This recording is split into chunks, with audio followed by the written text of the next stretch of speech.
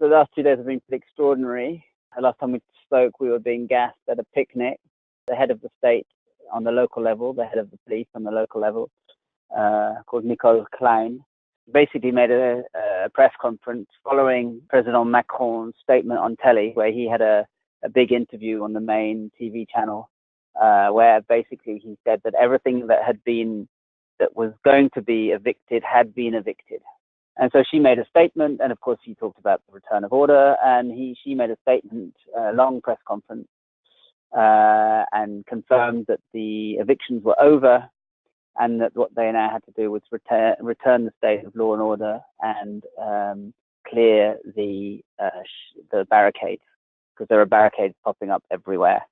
And France being the country which has the greatest art of barricades, there are some pretty extraordinary looking barricades. So we went to bed with a certain sense of victory. They hadn't evicted half as many of the squats that we thought they were going to evict, and not even that they actually announced themselves. And we were completely shattered, of course. So we thought, well, we'll hold, a few of us held a little party and went to bed at 2, thinking we'll have our first lie-in of this long week.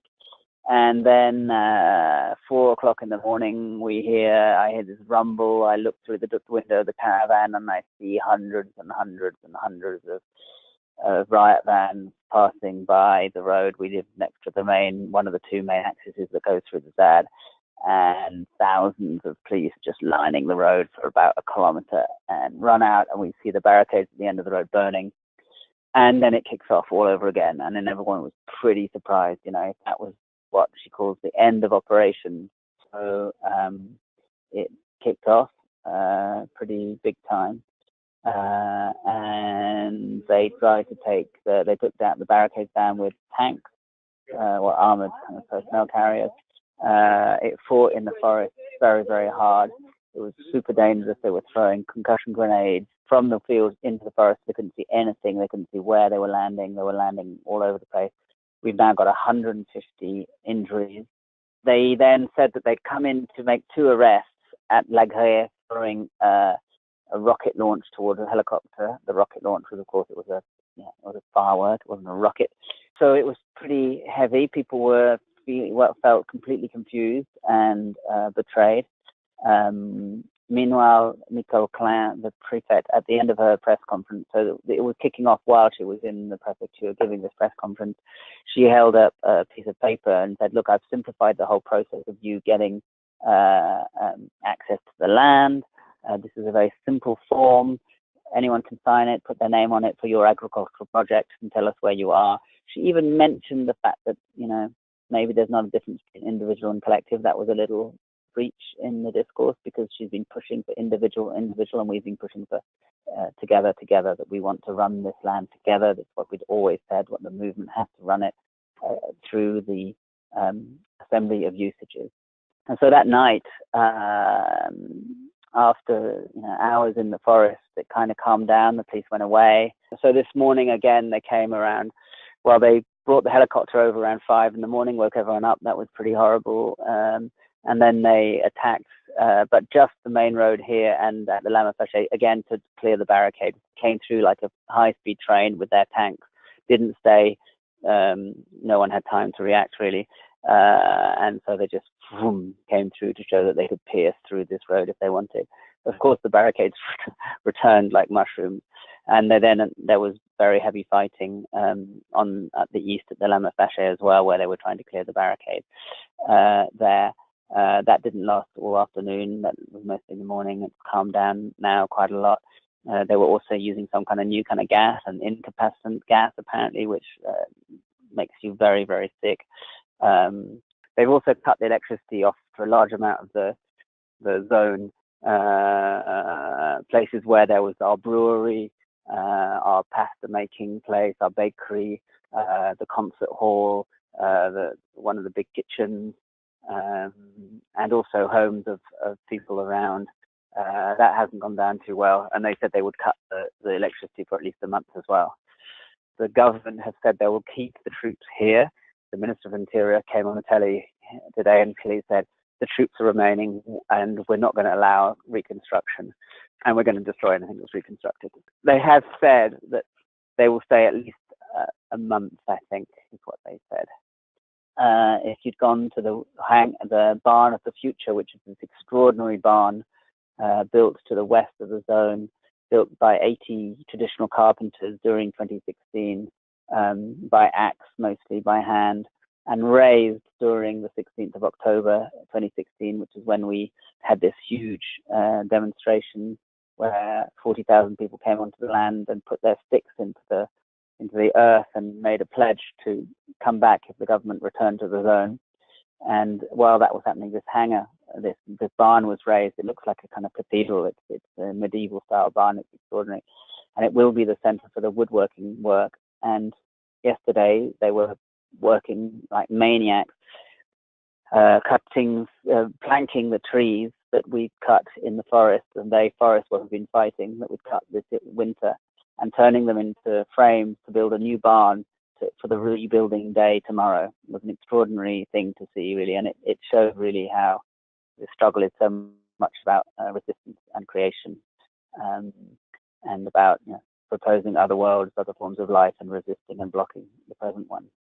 And I'm just returning from there tonight, where there is an assembly of usages. So they moved all the machinery out and put up these bleachers, and where we had where the Commons Assembly, the usage assembly, with the farmers and the locals and all the different composers of the movement, to try and decide whether we will go into negotiation or not, because the prefect said Monday morning I'm opening up I'm giving back a hand to the ZAD. I'm opening up the possibilities of negotiation.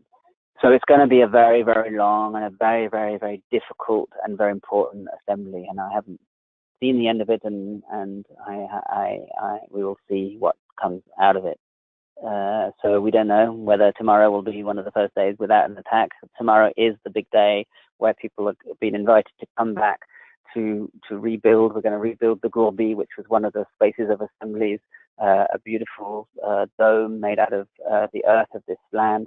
This land is a wetland. It's covered in clay, and it makes very good building material, even though it's very damp all the time, so it's hard to dry sometimes.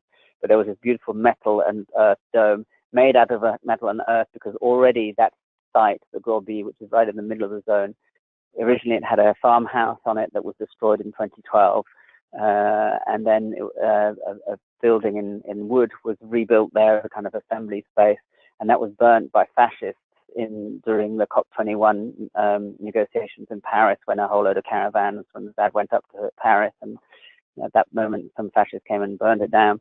And then this earth and metal dome was built during the referendum that they'd held. So then during the 2016 summer, the government put forward a kind of referendum on the airport, and we said, well, we're going to redo a dome, refaire un dome. It's a kind of play on words rather than vote. We're going to build a dome, so we built a dome. And then, of course, that was destroyed by the cops the night of the day they attacked the picnic and the two other spaces. So the Gourbi will rise again in its fourth version, and we'll see. What's happening now is in a way that a revenge. The state it's a revenge, because they don't want us to show that we can run this land as commons. We're not going to enter into the sadness of individual private property. We've had a leverage against the state over the last 10 years here, which has been pretty extraordinary. I mean, they've backed, the airport was cancelled despite 178 legal losses. We lost 178 laws. We tried to appeal against everything. We lost a referendum. But every time we win. We pushed them out during Caesar. Operation Caesar in 2012, and the police hadn't come back on the zone. We had no police on the zone for 7 years or 5 years. I think we can, push them back. I think the pushing back will be done via, this is my point of view, this is not necessarily shared, this is me and my comrades, and there are different groups of people who have very, very different ideas on the ZAD, and that's super important, and the composition is very diverse. I think by using a mixture of, storytelling, communications, battles of the stories, on the ground territorial resistance, and keeping going with the negotiations in some way. Of course, I don't think negotiating on Monday, personally, I don't think that's a very bad idea. She's given us until the 23rd of April to sign these documents and give them in. So there is a kind of, we have a bit of time. The whole question is how do we, how do we find a way that we ask the police to leave, we reopen the roads, because this isn't a battle for roads. This is a battle for the commons and for land and for the right to stay on this land that we looked after. If it hadn't been for us, this land would be an airport, it would be concrete, the wetlands would be sucked dry. We want this land to return to what it should be, which is the commons. What's interesting right now is there really is this spark happening. The universities are being occupied, people are going on strike, things are moving quite fast. So in a way, we could lose everything if we don't at all negotiate, and we could really lose everything. I mean, it's a calculated risk for them. I mean, if they come and push us all out, they're not going to knock down the farmhouses and stuff. They'll just expel us from them, evict us from them. But that is one of the fears. But it would be huge. That would be, a level of, already the military operation here, and something we're pretty proud of, is the biggest police operation since May '68. So we're quite proud about that. But it would have to be extraordinarily large to evict everyone living here, because it's a huge territory, and it's a bocage. It's perfect guerrilla territory because it's covered in hedgerows, and it's very hard for them to work here. It's very muddy. They get stuck in the mud. The bulldozers get stuck in the mud. Yesterday, our great joy, one of their armored personnel carriers fell into a ditch and had to be pulled out by another armored personnel character. So all accesses to the zone are shut. You can't get into the zone by car, which of course logistically makes it very difficult for us. We're having to feed. We've got 3 mass kitchens going at the moment to feed the 1,000 or so people who are coming in, at the moment to the zone. So they've blocked off all the accesses. Everything has to come through the field. I mean, we're used to that. We know the ways into the zone. That's the other beauty about this rural rebellion, is that it's pretty impossible to cut off 4,000 acres, really. So even though the roads are blocked, and they are searching people's cars and stuff, but in a kind of piecemeal way, I have to say, it's not that effective in a way. And there's been very, very few arrests still. The government have been trying to criminalize the ZAD and the Zadiste for many years. I mean, the local politician even said it was more dangerous than Mosul in Iraq. And they called it the territory lost to the Republic. So they've been trying to create fake news and loads of stuff around, criminalizing us, saying we're the green terrorists and etc. as normal, to try and put local people off.